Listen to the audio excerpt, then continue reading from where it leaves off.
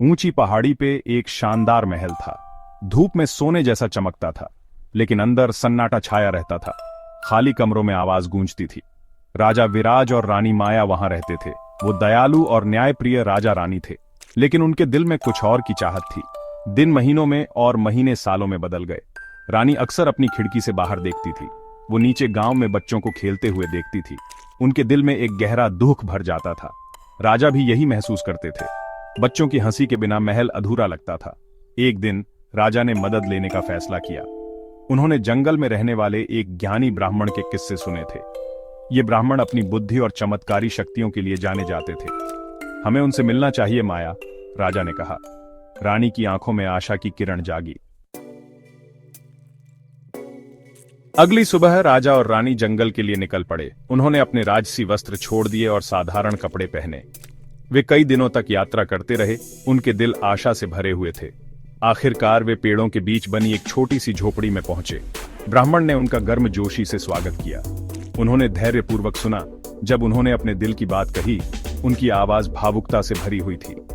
रानी ने महल के खालीपन, अपने दिल की चाहत के बारे में बताया। राजा ने छोटे कदमों और खुशी की हंसी सुनने की अपनी इच्छा के बारे में बताया। ब्राह्मण ने एक शांत मुस्कान के साथ सुना।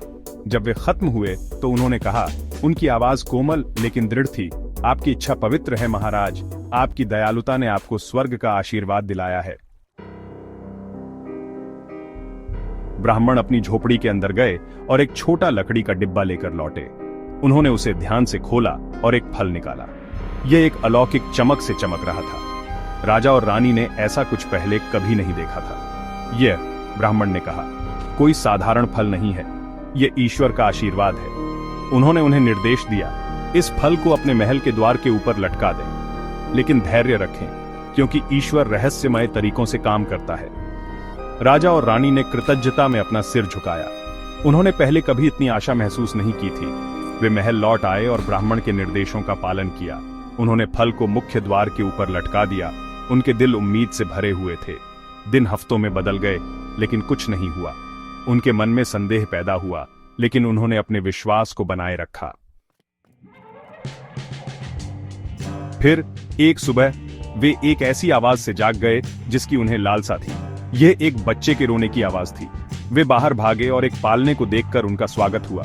उसमें एक सुंदर बच्ची लेटी हुई थी। उसकी आंखें जीवन से चमक रही थीं।